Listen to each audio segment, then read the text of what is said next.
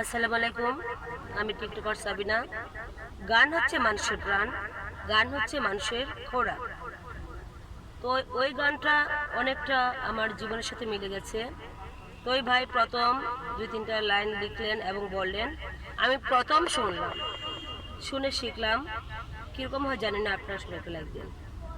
কোন খালিতে লিখলে বেদি ভাগ্যটা বলো আমার, সুখের ভাগ্য লিখার খালি ছিল না বুঝি তোমার।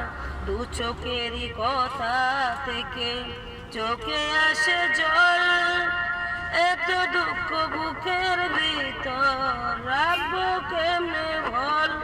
কোন খালিতে লিখলে বিধি ভাগ্যটা বলো আমার, আমার সুখের ভাগ্য লিখার কালি ছিল না বুঝি তোমার।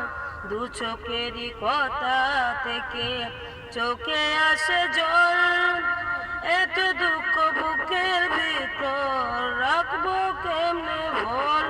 ধন্যবাদ সবাইকে।